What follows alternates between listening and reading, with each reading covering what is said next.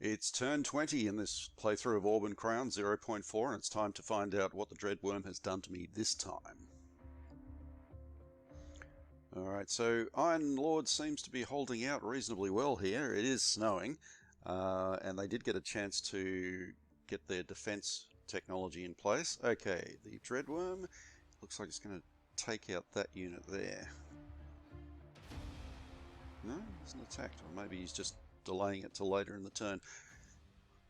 I often wonder if some players are actually playing some sort of psychological game when they leave their big attack right until the end and make their opponent think, oh yeah, okay, it's all over, and then bang. No, it's not all over actually. It's happened to me so many times. So now the Ancients are in very, very big trouble. Akros has fallen, and they are wide open to being invaded from the Golden Khanate, so and from Imhotep, and potentially from Potentia as well, if they decided to send some forces down there.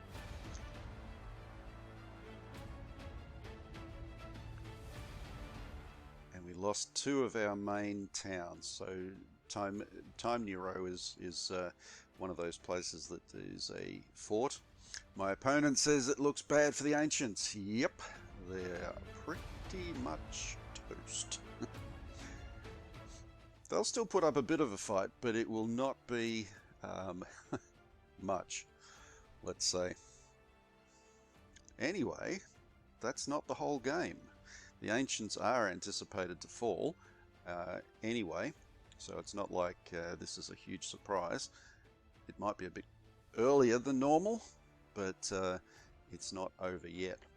Meanwhile, doing a bit of scouting with the elven leader there. You would normally lead with an elf with a leader, but in this case I have, and that dwarf elite is now going to be quite exposed.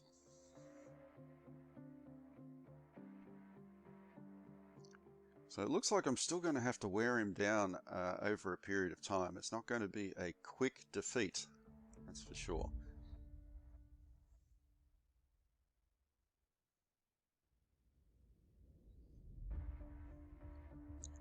And his defenses are, of course, very strong.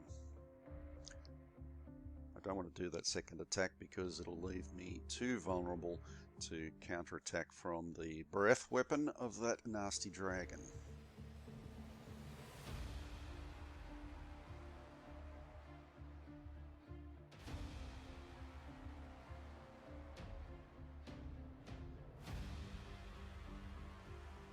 While I'm there, I'll upgrade, or reinforce I should say, the Mutiner Sea Hunter in Goodrich Port.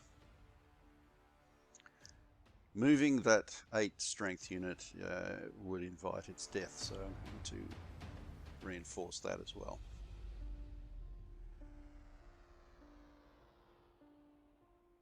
So look, I've got him surrounded. I will definitely defeat him, but you know, the potential to lose some really important units is great.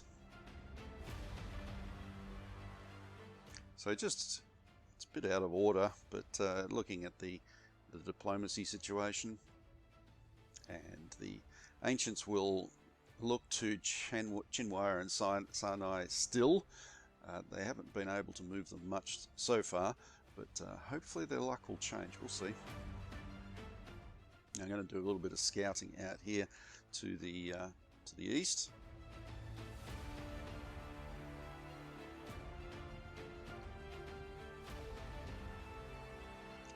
And I'll bring Prince Amund a little bit closer to the front so that he can encourage his troops and lift their morale and all that sort of stuff without actually getting killed. Because the Dreadworm will, if he sees him, definitely make him a target.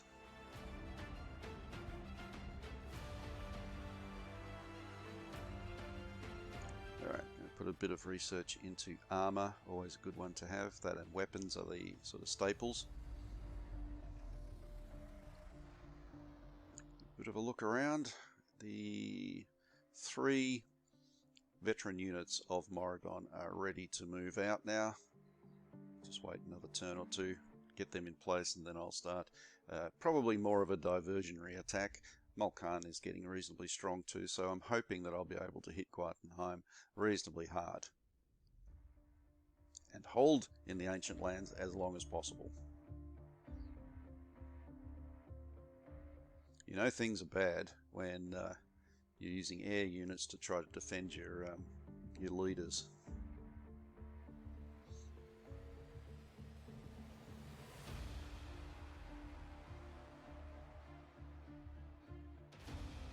So that one in the north, he's going to hide behind the air warriors. Good luck with that.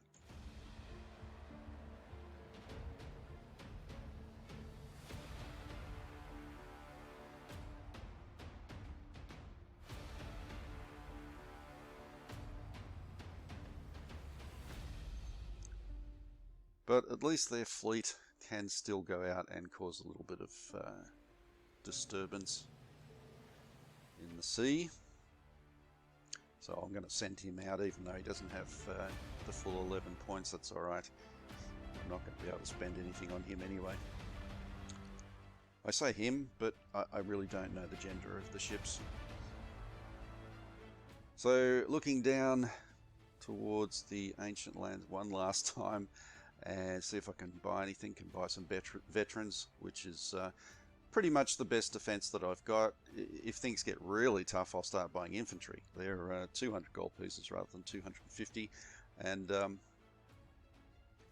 they can defend well too. But things have to be getting pretty dire to get to that stage, unless I need to defend a number of different locations. But at the moment, the defense is getting funneled. The attack is getting funneled. The defense is in the funnel. So in Mulcahy, we have the units still getting stronger, and they should be ready to attack very soon. But there's not really much point when it's raining. It doesn't really help the attack very much at all. So I'm just upgrading them as much as I can. And with the Tribal League, they are still being left to their own devices, which is good. And now I'll move down that other galley there that can go up to a strength of 11. Need to move it down into Batwanga Harbour, and then, if I can, 150 I could, but I'll look at diplomacy first. And yeah, I need to make sure that there's full diplomacy happening in all the potential allies. And Croana, well, their ship there can be useful, so I'll move him out up to the north where he can join the other ships that are gathering up there. It's not exactly a strong armada at this stage, but hopefully with the addition of a couple more galleys, it will become a bit more offensive to him, not to me. I want it to be offensive to me. And just shuffle these around, you know, it's good fun shuffling the ships around. I tend to put the Sea Hunters out in front or in the direction where I think the enemy attack is going to come from.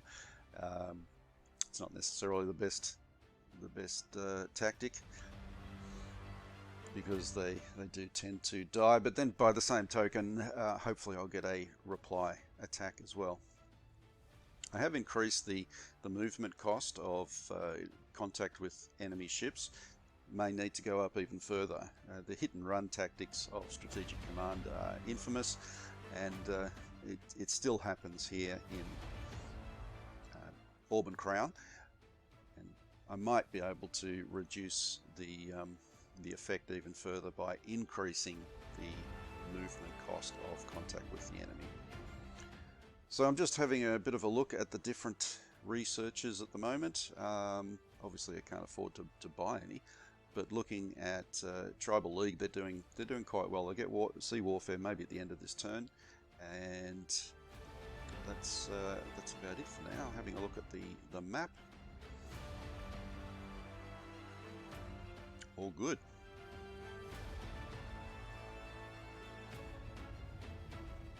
The Dwarves, yep, they're getting stronger over here as well. They're, of course, a defensive force. Right, ending the turn. Now, I can stir up trouble in Mutna, which is in the Andanian lands. I will get 3 veterans, a cavalry, a leader, and another 2 veterans in different towns, which will have less research, so they will fall fairly quickly. But the ones in the main part of Mutna will have full research. So they won't last forever. They might only last a few turns. And by the same time, oh, this is interesting. It doesn't normally come up in the same turn, but the slave rebellion in Liboslavia, same sort of deal where the uprising takes place. I get a number of different units, and it creates the two countries of, in this case, Liboslavia and Mutna from before. So you'll see both of those countries being formed, and the units, in this case, rebels against the Andanians, who have mistreated the mutineers for quite some time, and the slaves and gladiators of this area where the gladiator schools tend to be, where rebellion has been forming for quite some time. So now I anticipate that they will be hit very hard, because my opponent, Beriand, knows that these 2 rebellions are likely to take place. So he's probably been forming a counter-strike on the border. Alright, well, that's the end. Thank you for watching. See you next time.